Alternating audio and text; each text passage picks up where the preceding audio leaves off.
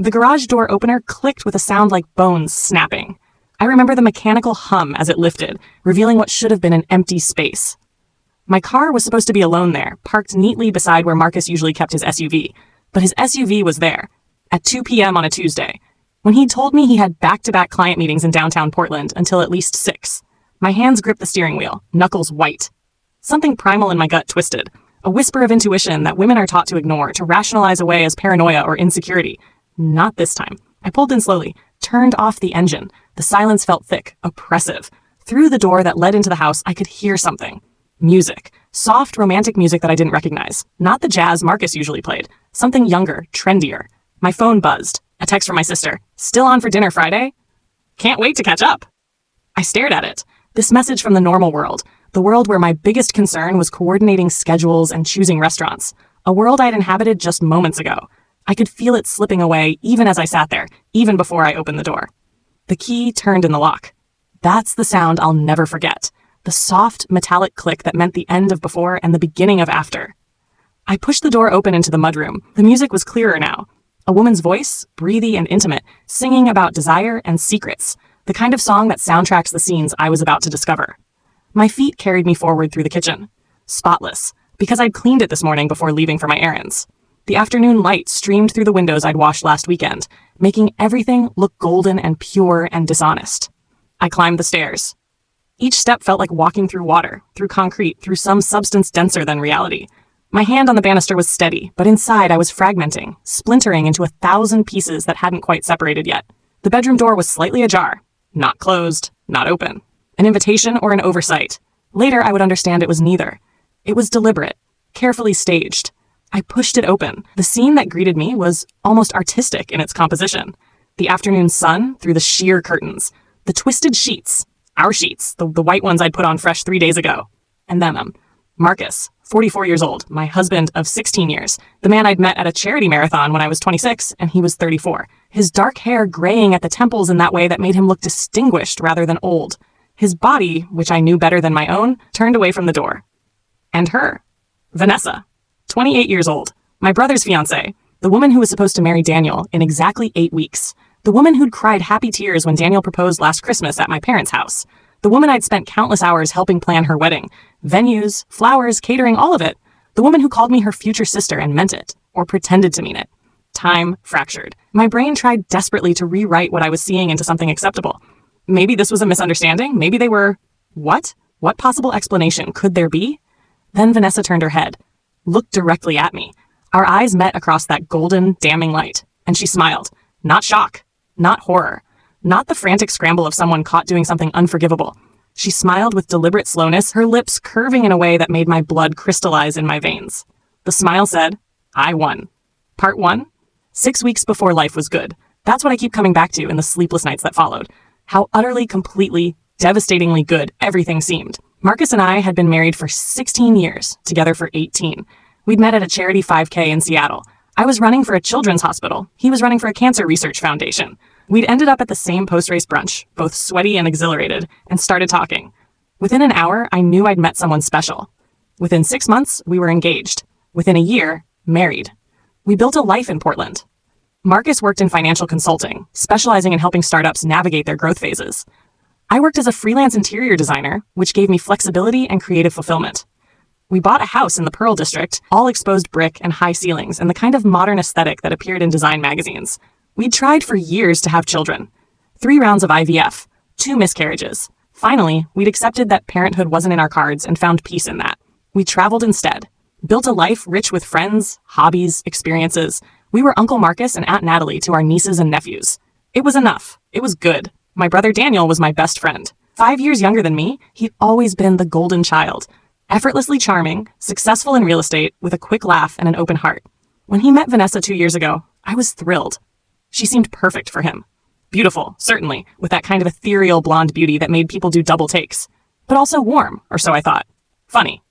Down to earth despite her looks. Vanessa worked as a yoga instructor and social media influencer. Not my world, but I respected her hustle. She'd built a following of 200,000 people who watched her morning routines, her meal prep, her motivational talks about wellness and self-love. She was always filming, always curating, always projecting this image of peaceful, balanced perfection. When Daniel proposed last Christmas, Vanessa had turned to me at the family gathering, tears streaming down her face. "I'm so lucky," she'd said. "I get Daniel, and I get you as a sister. I never had a sister growing up. This means everything." I'd hugged her, feeling genuinely moved. "We're family now," I'd said. The planning had been intense. Vanessa wanted a big wedding, 250 guests, designer dress, destination rehearsal dinner. Daniel could afford it, and he wanted to give her everything. I'd thrown myself into helping, spending hours with her looking at venues, tasting cakes, debating color schemes. It was fun, actually. Bonding time. Or so I believed. Marcus had been supportive, patient with the time I spent on wedding prep. "She's going to be your sister-in-law," he'd say when I'd apologize for another evening lost to seating charts. This is important. Looking back now, I can see the signs, but they were so small, so easily explained away. 6 weeks before that terrible Tuesday, we'd all gone to dinner together. Daniel and Vanessa, Marcus and me, at a trendy farm-to-table place in Northwest Portland. Vanessa had been animated, talking about the wedding, showing us photos on her phone of the venue, the flowers, her dress. "You're going to look stunning," I'd said, meaning it. "I hope so." She'd glanced at Marcus as she said it, just a flicker of a look. "I want Daniel to feel like the luckiest man alive." "He already does," Marcus had said, smiling at her. Any man would. It had seemed like a compliment. Innocent. Just Marcus being his charming self. But Vanessa had held his gaze for a beat too long. Daniel hadn't noticed. I'd noticed, but filed it away under nothing. 5 weeks before, Marcus started working late more often. Client deadlines, he explained. A big merger he was consulting on. I understood. His work was demanding, but he'd also started going to the gym in the mornings before work. "Getting in shape," he'd said. "Want to look good in my suit for the wedding photos." I'd teased him about vanity. He'd laughed, kissed me, said he just wanted to do justice to standing next to his beautiful wife. 4 weeks before, I'd met Vanessa for coffee to finalize bridesmaid duties. I was her maid of honor, along with 2 of her friends from her yoga studio. We'd gone over the timeline, the speeches, the logistics. "I'm nervous," she'd admitted. "About the wedding, about marriage. What if I'm not good at it?" "You'll be great," I'd assured her. "Daniel adores you, and marriage is just showing up every day, choosing each other even when it's hard." "Is it hard? With you and Marcus?"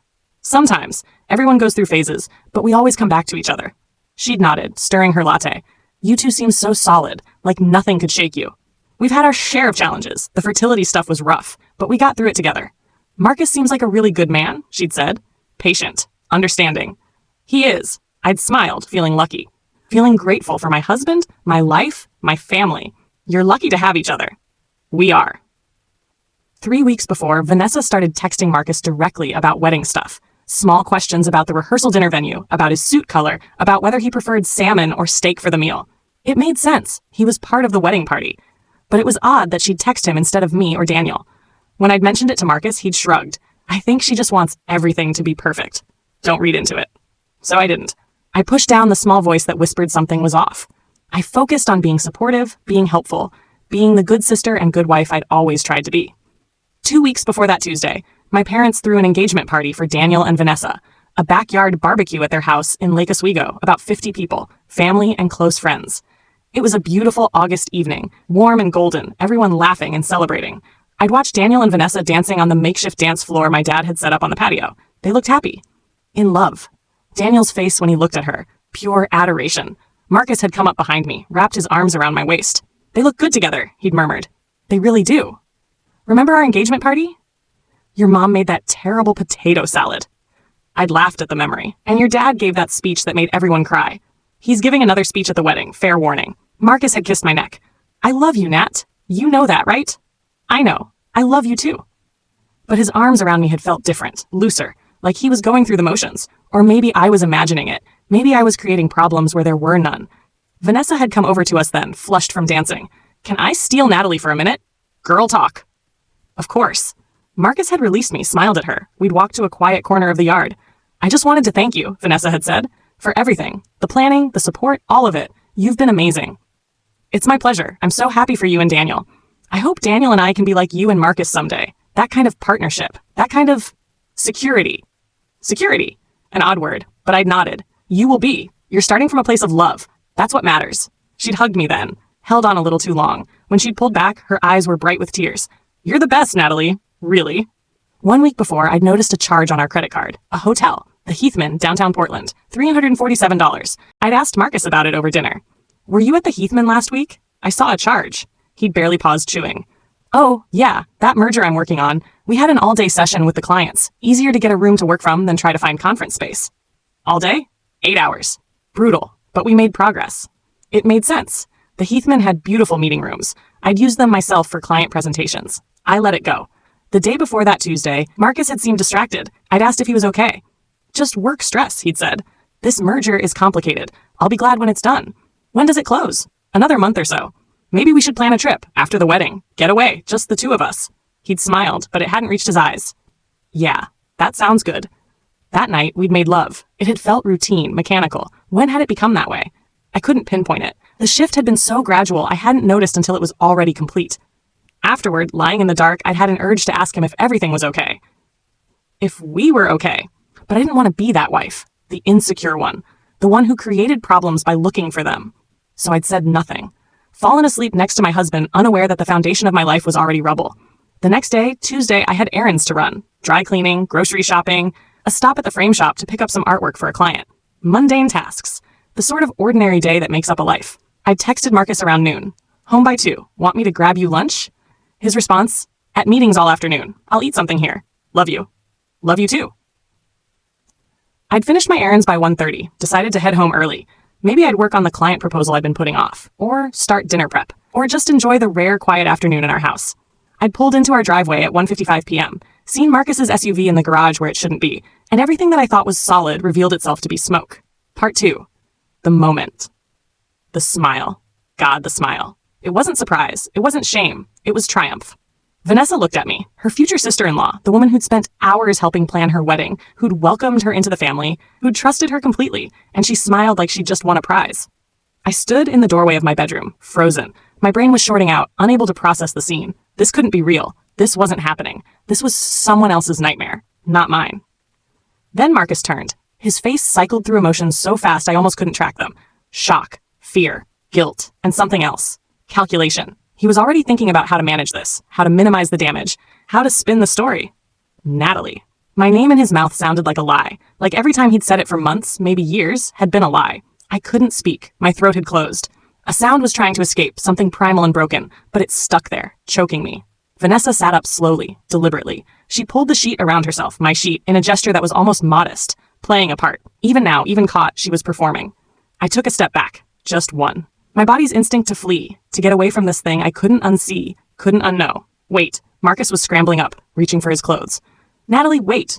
Let me explain. Explain. What possible explanation could there be? I turned and walked away, not ran. Walked.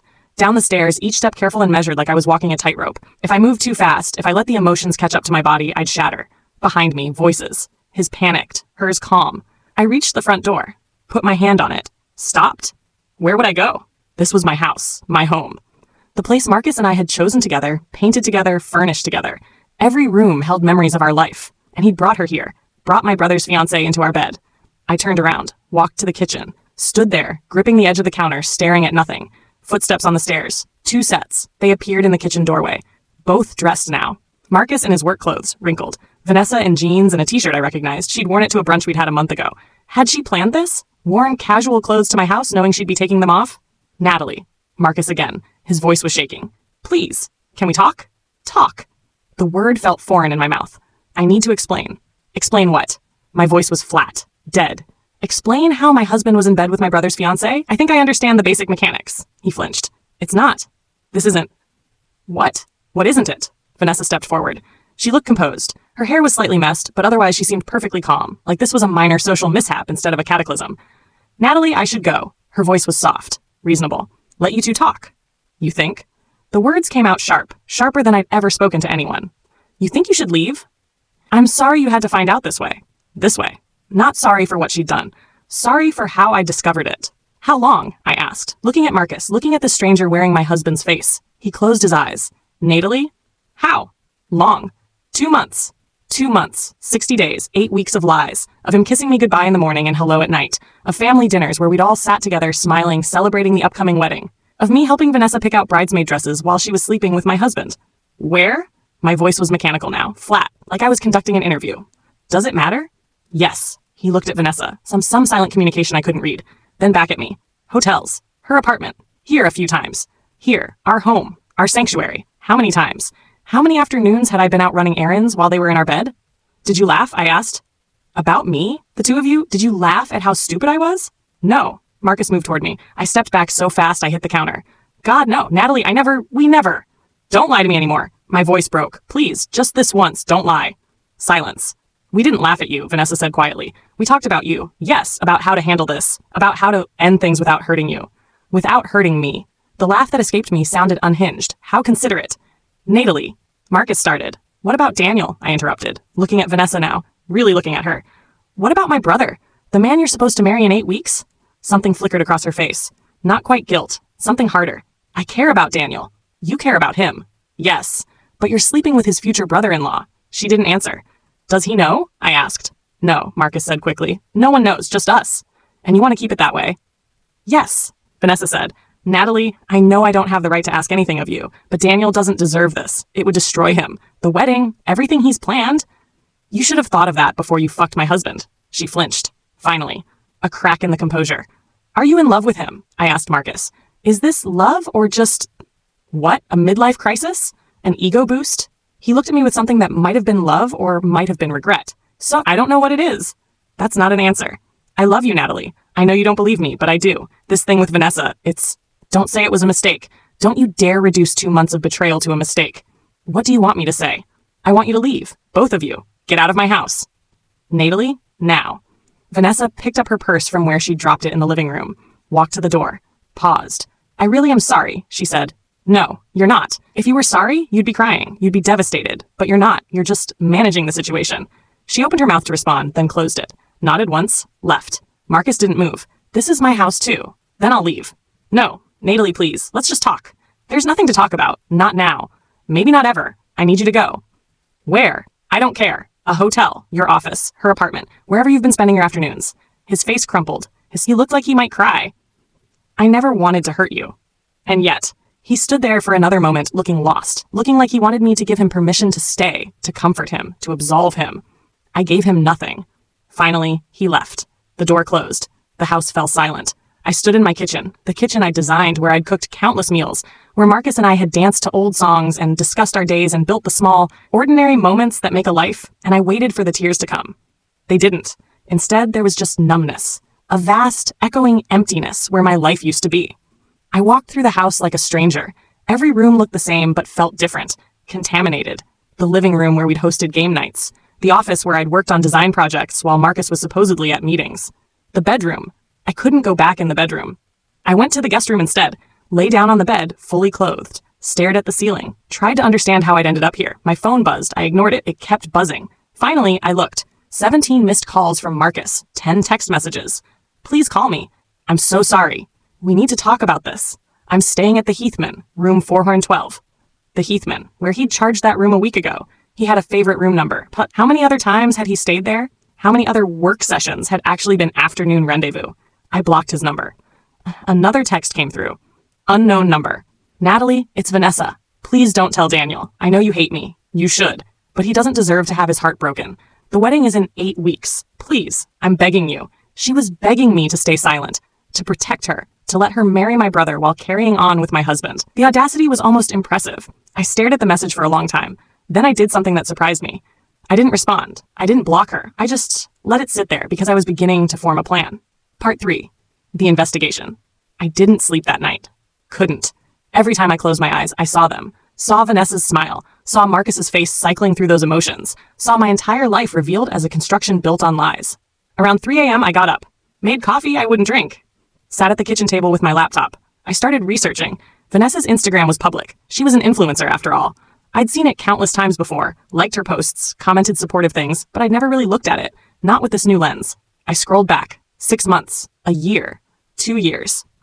The photos told a story I'd been too trusting to see. Her and Daniel, of course.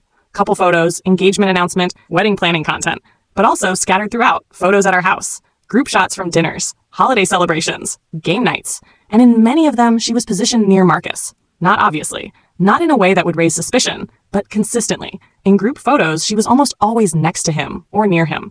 Her body language, when I looked closely, was subtly oriented toward him. I found a photo from 6 months ago, a barbecue at our house. Daniel and I were talking to someone off camera. In the background, slightly blurred, Marcus and Vanessa stood together. Close. Too close. Her hand on his arm. 6 months ago. But Marcus had said 2 months.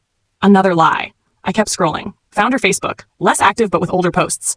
Went back to when she first started dating Daniel. 2 years of integration into our lives. Sunday dinners. Holiday celebrations. Weekend trips where we'd all gone together. Daniel and Vanessa. This Marcus and me. Sometimes my parents. Careful, methodical inclusion. I checked her tagged photos. Found one from 3 months ago, tagged by a yoga studio she didn't usually teach at. The caption mentioned a special workshop. The location, downtown Portland. I opened a new tab. Searched the address. The yoga studio was 2 blocks from the Heathman Hotel. My hands started shaking. I went back through credit card statements. Found charges I'd seen but hadn't questioned. The Heathman, yes, but also restaurants in that area. Coffee shops. A flower shop. The flowers. Marcus had brought me flowers 3 weeks ago. Told me they were just because. I'd been touched, grateful. Never questioning why he'd suddenly become more romantic. Had he bought flowers for both of us? Guilt flowers for me? Romance flowers for her? I found the charge. Flower shop near the Heathman. $180. That was a lot for 1 bouquet. Probably enough for 2. The tears finally came. Not the dramatic, wailing kind. Just slow, hot tracks down my face. Tears of rage and humiliation and grief for my own stupidity. How had I not seen this? How had I been so blind? Or maybe I hadn't been blind. Maybe I'd seen and chosen not to see. Because seeing would mean acknowledging something too terrible to be real. When the sun came up, I was still at the kitchen table, surrounded by printouts of social media posts, credit card statements, calendar entries that now looked suspicious.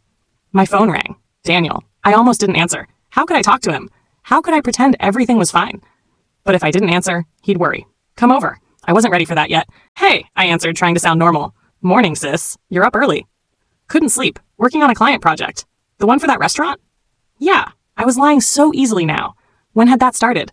Listen, I wanted to check, are you free this afternoon? Vanessa and I want to finalize some last-minute wedding stuff with you. Vanessa, the woman who'd been in my bed yesterday, who'd smiled at me like a victor. Actually, I'm not feeling great. Rain check? Oh no. What's wrong? Just a headache. Probably didn't sleep enough. Take care of yourself. We can catch up this weekend. Sounds good. Love you, Nat. Love you too. I hung up, feeling sick. I just lied to my brother to cover for his fiancée's affair with my husband. The betrayal was complete. I needed help. Professional help. Not the therapy kind, though I'd need that too eventually. The investigative kind. I searched for private investigators in Portland. Found one with good reviews.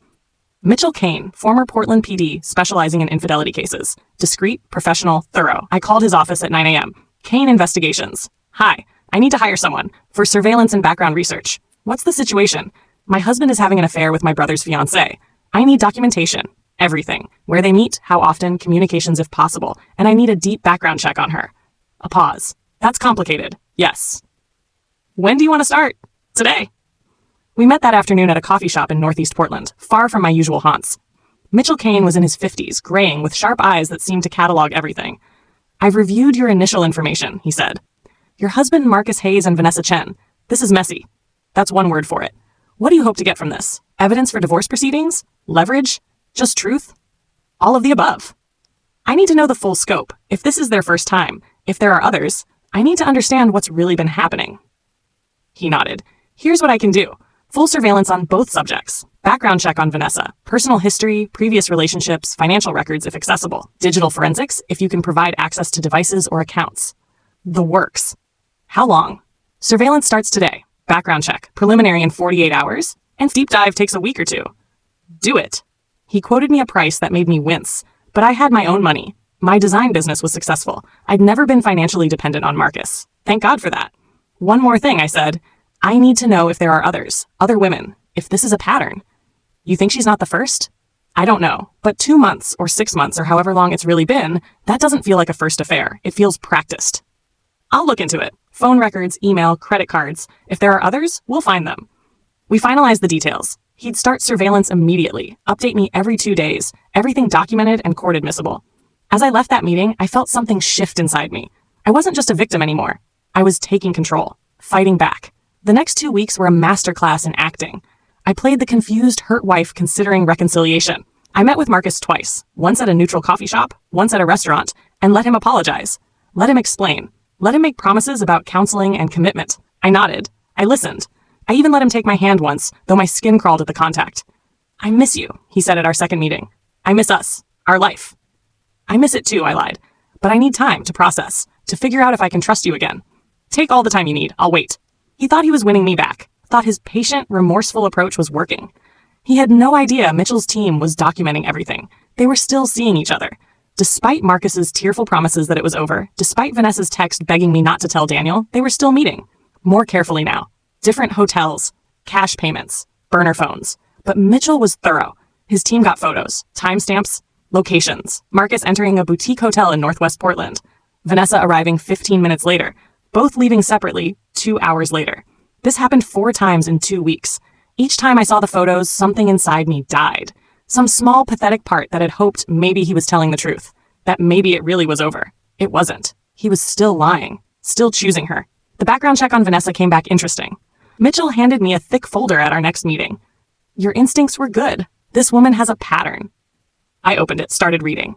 Vanessa Chen, born in Sacramento, California, middle-class background, parents divorced when she was 12, raised by her mother a teacher, attended Sacramento State, studied communications and marketing. Nothing unusual so far. Then college. Vanessa had been involved in a relationship with a teaching assistant during her junior year. The TA was engaged. The relationship had been discovered when the fiancé found text messages. The TA was fired. Vanessa faced no formal consequences but reportedly switched majors to avoid classes in that department. After graduation, she'd moved to San Francisco, worked at a tech startup, another relationship with a supervisor, this one married. That relationship ended when the wife found out. Vanessa was asked to resign. Then Portland. The yoga instructor job. Meeting Daniel. And throughout, a pattern. Older men. Attached men. Men with something to lose. She's done this before, I said, feeling nauseous. Multiple times. 3 that I could confirm, Mitchell said. There might be more. She's careful. Nothing illegal. Nothing that leaves a major paper trail. But the pattern is clear. Why? He shrugged. I'm an investigator, not a therapist. But if I had to guess, she's attracted to unavailable men. Maybe because her father left. Maybe because she likes the challenge. Maybe because taking something from another woman gives her a sense of power.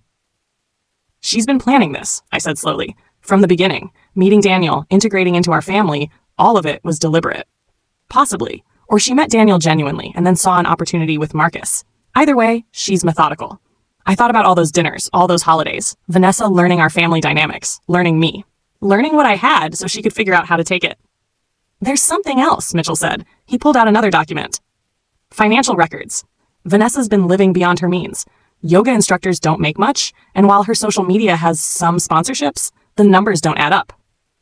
What do you mean? She lives in a nice apartment in the Pearl District, drives a new Audi, designer clothes in her Instagram photos. Her documented income doesn't support that lifestyle. Daniel's been helping her? Some. I found evidence of a few transfers, rent help, car payment assistance, but not enough to account for everything. Then where's the money coming from? Mitchell's expression was grim. That's the question. I'm still investigating, but I have a theory. Want to hear it? Yes. I think Marcus has been giving her money. Cash, probably, or transfers disguised as something else. I found some irregularities in his business accounts. Consulting fees paid to an LLC that doesn't seem to exist beyond a shell company registration. My stomach dropped. How much? At least $30,000 over the past 6 months. $30,000. Money from our joint accounts, our shared finances, going to my brother's fiancée. Can you prove it? I'm working on it. The LLC is registered to an address that's a mailbox facility, but paper trails exist if you know where to look. Give me another week. Another week. The wedding was in 6 weeks. Daniel was planning to marry a woman who'd been sleeping with his brother-in-law for months. Taking money from him. Living a lie. I had to tell him. But how? When? What would it do to him? Find everything, I told Mitchell. Every transaction, every meeting, every lie. I need it all documented. You're planning something. Yes. Legal revenge or truth, I interrupted. I'm planning truth. Public, undeniable truth. He nodded slowly. Just be careful. Exposure can be a powerful weapon, but it can also backfire. I know, but she smiled at me. When I walked in on them, she smiled, like she'd won, like destroying my marriage and deceiving my brother was some kind of victory. That's cold. That's Vanessa. Part 4, the performance. The next 3 weeks were the hardest of my life. Harder than the discovery, harder than the initial betrayal. Because I had to pretend, I had to see Daniel and act normal. Had to attend wedding planning sessions with him and Vanessa and discuss flower arrangements while knowing what she was. Had to hug my brother and hear his excitement about his future wife while my stomach twisted with secrets. Marcus kept trying. He'd send flowers to the house. I threw them away. He'd text from new numbers. I blocked them. He showed up at my door twice. I didn't answer, but I'd agreed to one more meeting. Let him think there was hope. Let him think his persistence was paying off. We met at a wine bar in the Pearl District, neutral territory, public enough that I felt safe. He looked terrible, thinner, dark circles under his eyes. Good. Natalie, thank you for seeing me. I nodded. Said nothing. I meant what I said. I want to fix this. I'll do whatever it takes. Counseling, therapy, complete transparency, whatever you need. Have you seen her? I asked. Since that day? A pause. He was calculating, deciding whether to lie. Yes, he admitted finally, twice, but only to end things, to make sure she understood it was completely over. Twice. I needed to be clear. I didn't want any confusion. Liar. Mitchell had photos of 4 meetings, but I didn't challenge him. I just noted the lie, added it to the growing pile. What did she say? She understood. She doesn't want to ruin Daniel's life either. We both agreed. It's over. It was a mistake. A terrible, awful mistake that should never have happened. How did it start? I asked. I need to understand. He sighed, rubbed his face. It wasn't planned. It just happened. Gradually. She'd text about wedding stuff. We'd meet for coffee to discuss details. We'd talk for hours. She's easy to talk to. I'm easy to talk to. I know. You are. This isn't about you lacking something, Natalie. This is about me being weak and stupid and... When did it become physical? Another pause. About 6 months ago, after a dinner at our house. You'd gone to bed early. Daniel had to take a work call. She and I were cleaning up. We were laughing about something. And then we were kissing. And then you brought her upstairs. No, not that first time. That was later. How much later? A few weeks. You were out with friends. She came over to drop something off for the wedding. One thing led to another. One thing led to another. As if it was inevitable. As if they had no choice. Did you ever think about me? I asked. When you were with her? Did you think about what this would do to me if I found out? Yes. God, yes. Every time. I hated myself, but I couldn't seem to stop. Did you think about Daniel? His face shifted. Guilt there. Real guilt. He's your brother. He's a good guy. He doesn't deserve this. But you did it anyway. Yes. Are you in love with her? The question I'd been avoiding. The one I was terrified to hear answered. No. He said firmly. No, I'm not in love with her. It was physical. Exciting. She made me feel young again. Desired. It was an ego thing, not a love thing. And that's supposed to make me feel better? I don't know what's supposed to make you feel better. I'm just trying to be honest. Honest. He didn't know the meaning of the word. I need more time, I said, to think, to process. Of course, take all the time you need. But Marcus, I need you to understand something. If we do try to work through this, if it's going to be on my terms, complete transparency, access to everything, your phone, your email, your schedule, everything. Yes, absolutely. Whatever you need. And we tell Daniel before the wedding. His face went white. Natalie, no, that would destroy him. The wedding is in 5 weeks. He deserves to know what kind of woman he's marrying. We can tell him after the wedding, after they're settled, when the timing is better. There's no good timing for this. Please, I'm begging you. Let them have their wedding. Let them have that happiness. We can deal with our marriage privately. I pretended to consider it. I'll think about it. Relief flooded his face. Thank you, Natalie. He reached across the table, took my hand. His touch felt foreign, like touching a stranger. I love you, he said. I never stopped loving you. This thing with Vanessa, it meant nothing. If it meant nothing, why did you risk everything for it? I wanted to ask, but I didn't. I just nodded. Let him think I believed him. When I got home, I called Mitchell. How much longer do you need? For what? Everything. The complete picture. Another week, maybe 2. I'm close to tracing the LLC to Marcus, and I found something else interesting. What? Vanessa's been in contact with someone from her past, a man named Trevor Walsh, lives in San Francisco. I'm trying to figure out the connection, but they've been texting regularly. An ex? Possibly. Or a friend. I'll keep digging. One more thing. I need video. Video of what? Their next meeting. I need video proof, not just photos. Clear, undeniable footage. That's more complicated and more expensive. I don't care about the cost. I need it. What are you planning, Natalie? Justice. Part 5. The wedding shower. My mother called 3 weeks before the wedding. Natalie, honey, I need your help with Vanessa's bridal shower. I'd forgotten about the bridal shower. Of course there was a bridal shower. I was the maid of honor. I was supposed to co-host it with Daniel's mom. When is it again? Next Saturday, at the country club. You know this, sweetie. We've had it planned for months. Right. Back when I thought Vanessa was a good person. Back when I thought my marriage was solid. Of course. Sorry, I've been distracted with work. Are you okay? You sound stressed. Just busy. Client deadlines. Well, the shower is the 15th, 2 p.m. About 30 women. We need to finalize the menu and the games. Games. We were going to play bridal shower games while I knew what Vanessa had done. While I held all these secrets. I'll be there. Perfect. And Natalie? I'm so happy Daniel found Vanessa. She's going to be a wonderful addition to our family. My throat closed. Yeah, she's something. The bridal shower. An opportunity presented itself. I called Mitchell. Change of plans. I need everything ready by next Saturday. That's tight. Can you do it? I'll try. What's Saturday? Vanessa's bridal shower. 30 women. Family and friends. The perfect audience. A long pause. You're going to expose her at her own bridal shower? Is that too cruel? I'm not here to judge, but it will be memorable.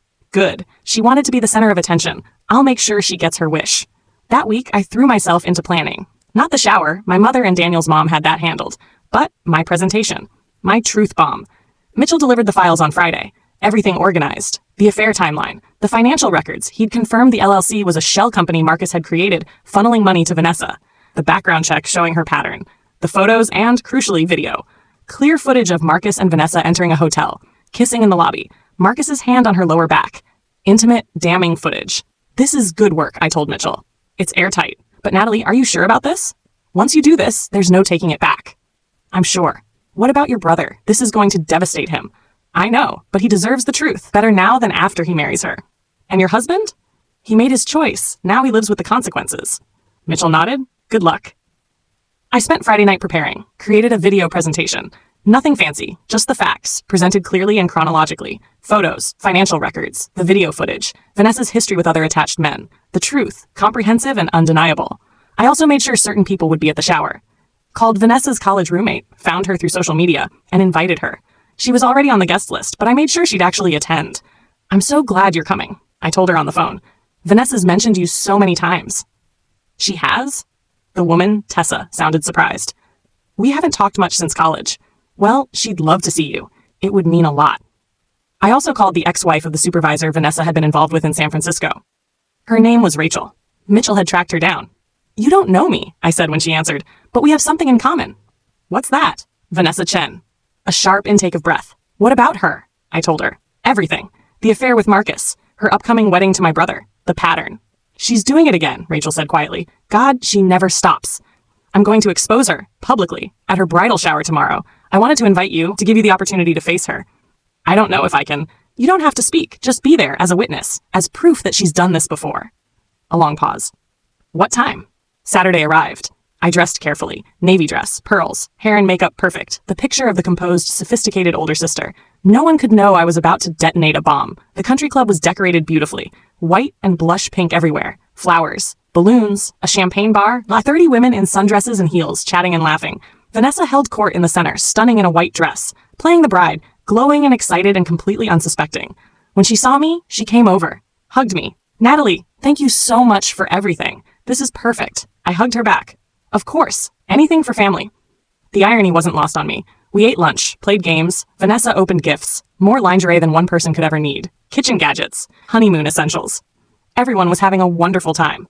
Then my mother stood up. Before we have cake, Natalie has prepared something special, a little presentation about Vanessa and Daniel's love story. I stood, smiled. Thank you, Mom. Yes, I've put together something I think everyone will find illuminating. I'd brought a projector, set it up earlier, told my mom it was for a slideshow of cute couple photos. She thought it was sweet. The screen came down. The lights dimmed. As most of you know, I began, my voice steady. I'm Natalie, Daniel's sister, Vanessa's maid of honor, and I've gotten to know Vanessa very well over the past 2 years. Vanessa smiled, basked in the attention. I've spent a lot of time with her, learning about her background, her past, her patterns. Something shifted in Vanessa's expression, the first flicker of concern, and I've learned some things I think Daniel and all of you should know before this wedding happens.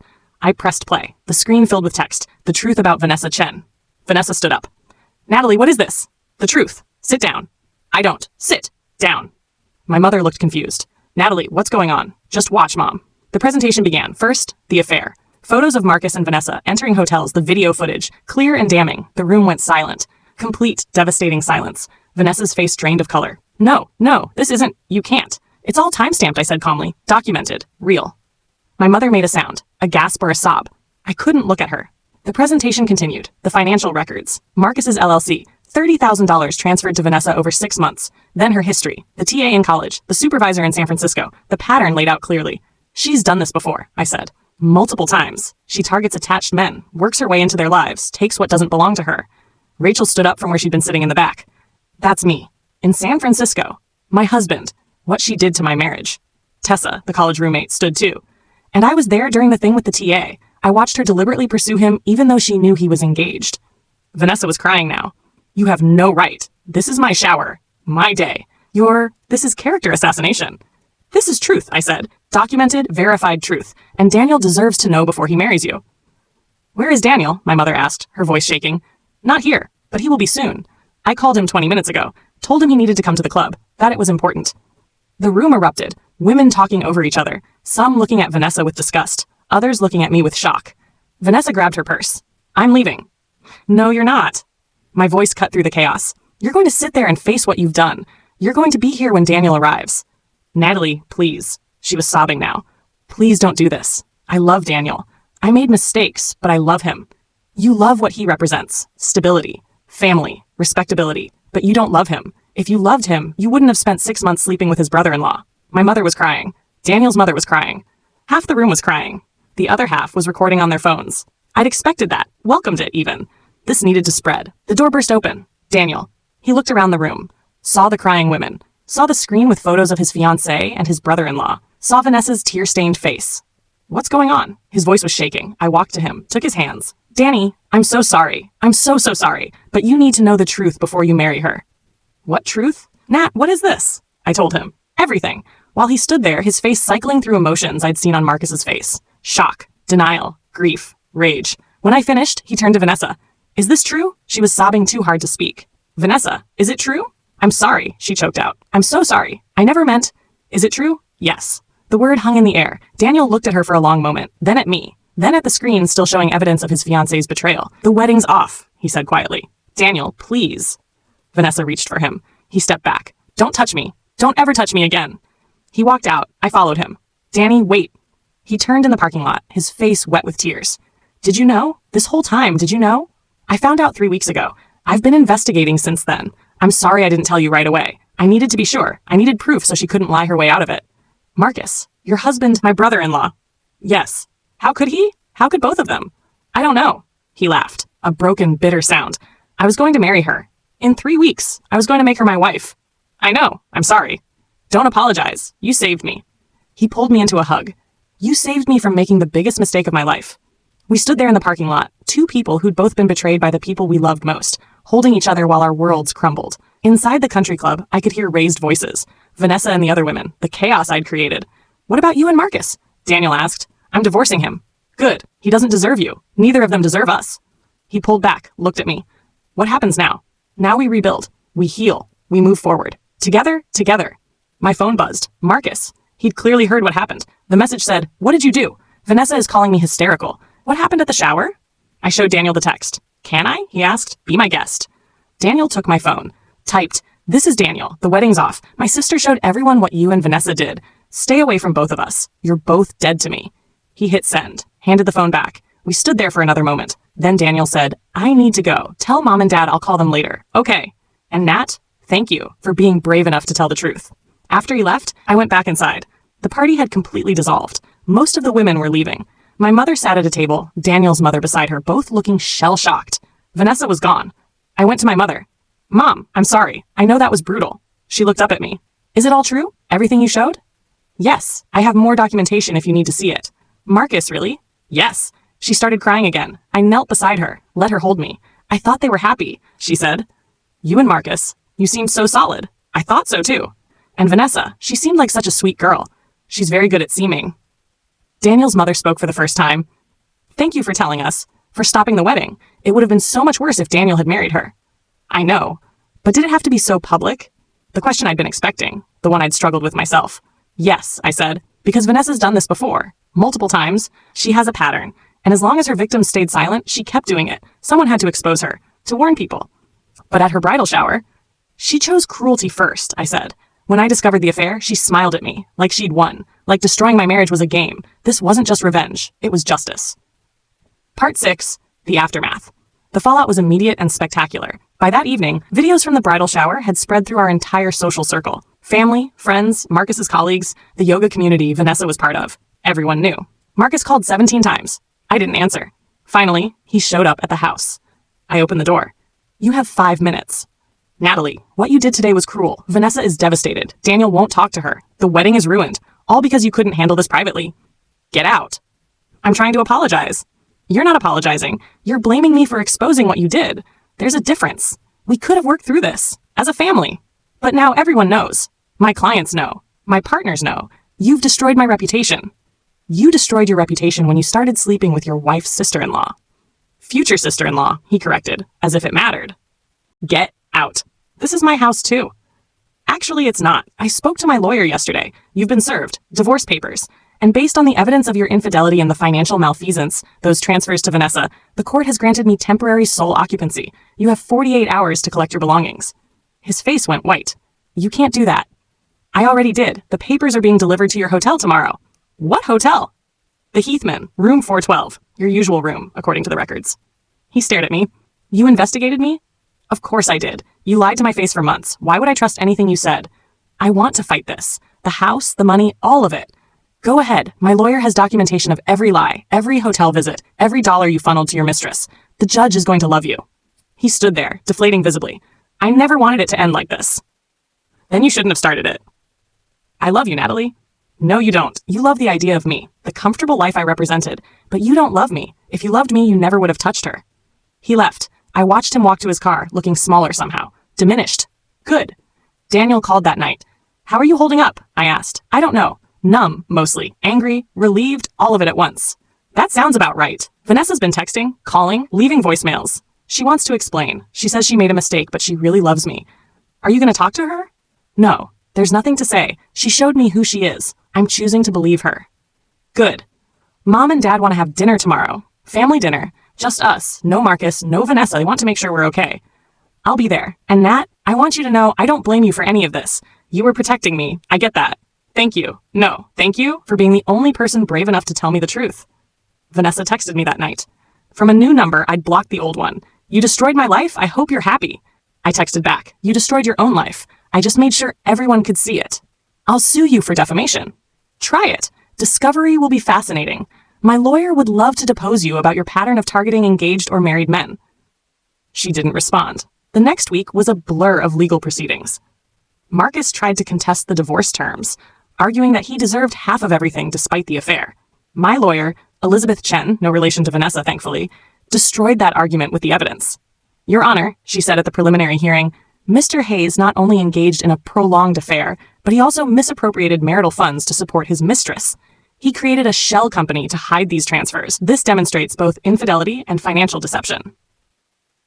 The judge was not sympathetic. I got the house, most of our savings, and a favorable spousal support arrangement. Marcus got his clothes and whatever remained of his dignity. Vanessa lost her yoga studio job. The owner, a friend of my mother's, couldn't keep her on after the scandal. Her social media following dropped by half as people unfollowed her in droves. Several sponsorships dropped her. She moved back to Sacramento, back to her mother's house. Daniel threw himself into work. Sold the condo he and Vanessa were supposed to move into together. Started therapy. I did too. Therapy. Lots of therapy. You did a brave thing, my therapist Dr. Morrison said during one session. But brave things can still be traumatic. I keep replaying it. The shower, the look on Daniel's face. My mother crying. You're grieving, not just your marriage, but the loss of how you thought your life would be. I thought I'd grow old with Marcus. I thought Vanessa would be my sister-in-law. I thought we'd have holiday dinners and family vacations and nieces and nephews to spoil together. And now all of that is gone. Yes. So you grieve it. You honor what you've lost. And then you rebuild. Rebuilding was harder than I expected. I redecorated the entire house. New paint, new furniture, new everything. Erased every trace of Marcus until it was purely mine. I took a 3-month break from work, needed time to heal. My clients were understanding. I traveled, went to places Marcus and I had always talked about visiting but never did. Paris, Barcelona, Bali. Saw them through my own eyes, made my own memories. Slowly, I started to feel like myself again. Not the self I'd been before. That person was gone, but a new self. Stronger, harder, more careful. Daniel and I grew closer than we'd ever been. Bonded by shared betrayal, shared grief, shared healing. We're the survivors, he joked once over dinner. The ones who made it out. Barely. But we did. That counts for something. 6 months after the bridal shower, I was at a grocery store in Northwest Portland when I saw them. Marcus and Vanessa. Together. She was pushing a cart. He had his hand on her lower back. They were shopping for dinner like a normal couple. Laughing about something. Looking comfortable. Familiar.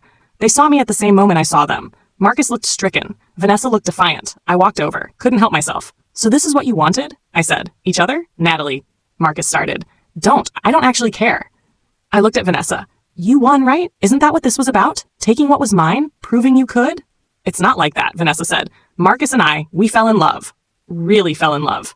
After everything fell apart, we realized... You realized you were stuck with each other, I interrupted. I exposed you both, made sure everyone knew what you'd done. So now you're together because no one else will have you. That's not. How's Daniel? I asked Marcus. Have you talked to him?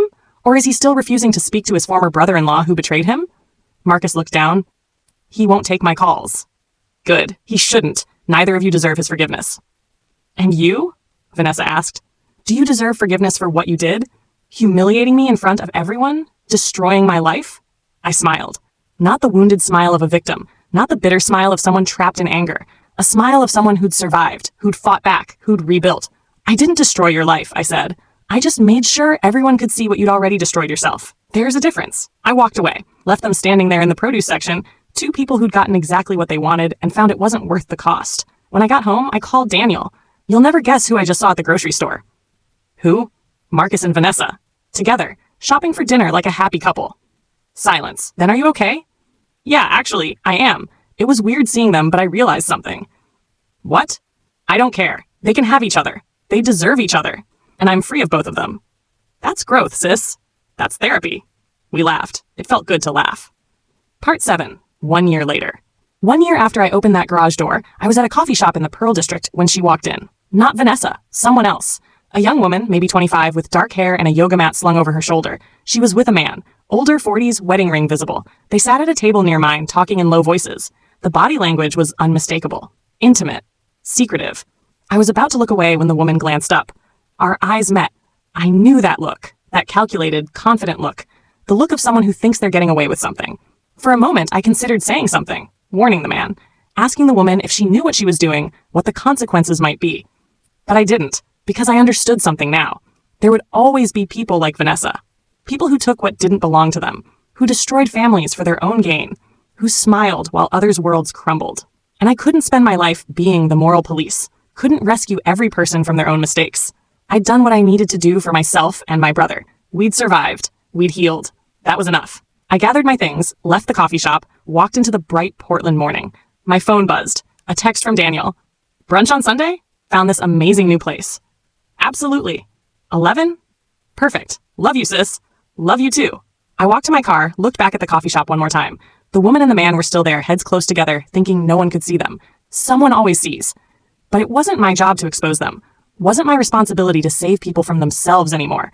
I'd been through the fire, came out scarred but intact, broken but healing. And now I was building something new. Not the life I'd planned. Not the future I'd imagined with Marcus. Something different. Something mine. I drove home to the house I'd reclaimed. Put on music, made myself lunch, sat in the sunlight streaming through the kitchen windows, the same windows I'd stood at a year ago, numb and shattered. But I wasn't that person anymore. My phone rang. Unknown number. I almost didn't answer. Then curiosity got the better of me. Hello? Natalie? It's Rachel from San Francisco. We met at Vanessa's shower. Rachel? Hi, how are you? I'm good. Really good, actually. I wanted to call and thank you. Thank me? For what you did. At the shower. For exposing Vanessa. After that, 2 other women contacted me. Women she'd been involved with. We started a support group, actually, for people affected by her. That's amazing. We're thinking about starting a blog about patterns of behavior like hers. Warning signs. How to recognize manipulators. We want to use our stories to help others. Would you be willing to contribute? I thought about it. About putting my story out there. Not for revenge. I'd had my revenge, but for prevention. For protection. Let me think about it, I said. But I'm glad you're all healing. We are. Because of you. You gave us permission to speak. To stop being silent. After we hung up, I sat with that. The idea that my pain, my public exposure of Vanessa, had helped others. Maybe it had been worth it after all. Part 8. The Reckoning. 3 months after I saw Marcus and Vanessa at the grocery store, I got a wedding invitation. Theirs. I stared at the cream-colored cardstock, embossed lettering announcing that Marcus Hayes and Vanessa Chen would be united in marriage at a small ceremony in Cannon Beach. The audacity. The sheer, breathtaking audacity. I called Daniel immediately. Did you get it? The invitation? Yeah. I threw it in the garbage. Are they serious? Apparently. Mom called me. They invited the whole family, like nothing happened, like they didn't blow up 2 relationships and humiliate everyone. Is anyone going? Hell no. Mom and Dad refused. I obviously refused. Aunt Linda told Mom she wrote them a letter explaining exactly what she thought of their love story. I laughed despite myself. Good for Aunt Linda. What are you going to do? Nothing. I'm not going to acknowledge it. That's probably smart. But I did acknowledge it, in my own way. I sent a card. Inside I wrote, "Congratulations on finding exactly what you deserve. Each other." Petty? Maybe. But it felt good. The wedding happened. I heard about it through the family grapevine. 10 people attended. Marcus's parents didn't come. Most of his friends had distanced themselves. Vanessa's mother came, but looked miserable the whole time, according to a mutual acquaintance who saw photos. They'd gotten what they wanted. But the cost had been everything else. Part 9. Moving forward. I started dating again about 18 months after the divorce. Nothing serious at first, just coffee dates. Dinner with men I met through apps or through friends. It was strange, exhilarating, terrifying. How do you trust again? I asked Dr. Morrison in therapy, carefully, and by recognizing that not everyone is Marcus or Vanessa. Most people are good, honest. You just have to be more selective about who you let close. The first man I dated seriously was named Connor. 47, divorced, a high school teacher, kind eyes, easy laugh, patient with my baggage.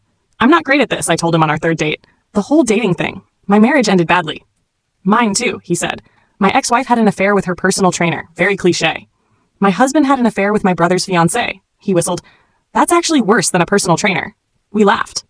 It felt good to laugh about it, to find someone who understood betrayal but wasn't defined by it. We dated for 6 months. It didn't work out. He wanted kids eventually, and I was content without them, but it ended amicably. We're still friends. Then there was James. 50, never married, worked in tech, funny, intelligent, emotionally available. We've been together for 8 months now. Taking it slow, learning each other, building trust, brick by careful brick. I'm not Marcus. He told me once when I pulled away during an argument, I'm not going to cheat on you. I'm not going to lie, but you have to let me prove that. He's right, and I'm trying. Part 10, the final encounter. 2 years after the affair was exposed, I ran into Vanessa one last time. I was at a yoga studio in Southeast Portland, a new one, trendy, the kind of place young professionals flock to. I'd started going there as part of my healing, movement, meditation, breath. I'd just finished a class when I saw her. She was setting up in the studio next door, preparing to teach. She'd cut her hair short, dyed it darker, lost weight, looked harder somehow. The ethereal beauty had an edge now. Our eyes met through the glass partition. For a moment, we just stared at each other. 2 years of history compressed into that look. Then I turned and walked toward the exit. Natalie, wait. I stopped, turned. She'd come out of the studio, was standing in the hallway. Her expression was unreadable. Can we talk? She asked. I don't think we have anything to say to each other. Please. 5 minutes. Against my better judgment, I followed her outside. We stood in the parking lot, 2 women whose lives had collided catastrophically. I wanted to apologize, she said, for everything, for what I did to you, to Daniel, to your family. Okay. I was confused, lost. I made terrible choices. I hurt people who didn't deserve it. Yes, you did. I'm in therapy now, working on myself, trying to understand why I do the things I do. That's good. Marcus and I didn't work out. I hadn't expected that. What happened? She laughed bitterly. Turns out a relationship built on lies and betrayal isn't sustainable. Who knew? We lasted 8 months. Then he cheated on me. The irony wasn't lost on me. I'm sorry. Are you? Actually, no, I'm not. You got exactly what you deserved. Her face hardened. I'm trying to apologize here. I know, and I'm telling you I don't accept it. You didn't just make mistakes, Vanessa. You orchestrated, you planned, you smiled at me when I caught you. You showed me who you really are, and an apology doesn't change that. So what? You're just going to hate me forever? No, I don't hate you. I don't think about you at all anymore, actually. You're irrelevant to my life now. Then why are you still so angry? Was I angry? I searched inside myself for rage, for bitterness. Found only emptiness. Not the painful emptiness of loss, the peaceful emptiness of letting go. I'm not angry, I said. Not anymore. I'm just done. Done with you, done with Marcus, done with all of it. I've moved on, built a new life, and you're not part of it. I just wanted you to know I'm sorry. You're sorry you got caught. Sorry you faced consequences. Sorry everyone knows what you are, but you're not sorry for what you did. If you could go back and do it all again without getting caught, you would. She didn't deny it. Goodbye, Vanessa. I walked to my car, drove away, didn't look back. That night, I called Daniel, saw Vanessa today. Yeah, how'd that go? She apologized. I didn't accept it. Good for you. She and Marcus broke up. Karma's a bitch. It really is. You okay? Yeah, I really am. Seeing her didn't hurt the way I thought it would. It was just nothing. She's nothing to me now. That's growth, sis. That's 2 years of therapy. We laughed. Epilogue. 3 years later. 3 years after I opened that garage door and discovered the affair, I'm sitting on the deck of my house, fully mine now, every corner reclaimed and redesigned, watching the sunset. James is inside making dinner. Something smells amazing. He's a good cook. Better than Marcus ever was. Daniel is coming over tonight. He's bringing his new girlfriend, Amy. They've been together for 4 months. She's lovely, a veterinarian with a quick laugh and no hidden agendas. My phone buzzes, a text from Rachel, the woman from San Francisco. She and the other women affected by Vanessa did start that blog. It's gotten some attention. They've helped dozens of people recognize manipulation patterns, leave toxic relationships, find support. Thank you again for starting all this, the text reads. Our latest post got 10K shares. We're making a difference. I smile. Text back, you're all amazing. Keep fighting the good fight. My mother calls as the sun dips below the horizon. Just checking in, sweetie. How are you? I'm good, Mom. Really good. I'm so proud of you, of how you've handled everything, of the person you've become. Thanks, Mom. I saw Marcus at the grocery store yesterday. My stomach doesn't clench the way it used to at the mention of his name. How is he? He looks old, tired. He asked about you. What did you tell him? That you're thriving, that you're happy, that you've moved on. Good. That's exactly what I'd want you to say. After we hang up, I sit with that. The fact that Marcus's life trajectory and mine have diverged so completely. He's stuck in his choices, in his regrets. I've moved forward. James comes out with 2 glasses of wine, hands me one. What are you thinking about? He asks. How different my life is now than I thought it would be. Better or worse? I look at him. At this kind, honest man who's never lied to me. At my house, my space, my peace. At the life I've built from the rubble. Different, I say, but good, really good. The doorbell rings, Daniel and Amy arriving. We eat dinner on the deck, laugh about silly things, tell stories, make plans for a weekend trip to the coast. No one mentions Marcus or Vanessa. They're ghosts now. Footnotes in a story that has moved on to better chapters. Later, after Daniel and Amy leave, after James and I clean up the dishes, after we curl up on the couch with a movie neither of us really watches, I think about that day 3 years ago. The garage door opening, the terrible discovery, Vanessa's smile. It broke me. Shattered everything I thought I knew about my life, my marriage, my family. But breaking isn't the same as destroyed. I broke, and then I rebuilt. Stronger, smarter, more careful, more myself. The affair wasn't the end of my story. It was the beginning of a new chapter. A painful beginning, yes. A beginning I never would have chosen, but mine nonetheless. James squeezes my hand. You okay? Yeah, I was just thinking. About how grateful I am. For this. For us. For second chances. Me too. We sit in comfortable silence. Outside, Portland lights twinkle in the darkness. Inside, my home, truly mine, surrounds us with warmth. I'm not the woman I was 3 years ago. That woman was naive, trusting, willing to ignore red flags because acknowledging them was too painful. This woman, the woman I am now, is none of those things. But she's also not bitter, not stuck, not defined by what was done to her. She's someone who looked at the wreckage and decided to build something better. She's someone who chose truth over comfort, who chose justice over silence, who chose herself. And that woman, scarred but standing, broken but healed, destroyed but rebuilt, that woman is someone I'm proud to be. My phone buzzes one last time. Unknown number. I almost don't look. Then I do. It's a text from Vanessa. I haven't heard from her since that encounter at the yoga studio a year ago.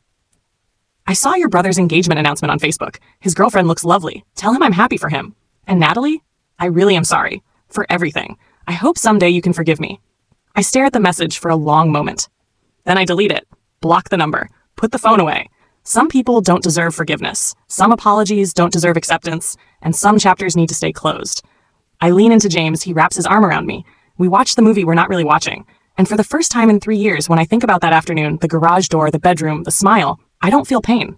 I feel nothing. No, that's not quite right. I feel free. And that, finally, is everything.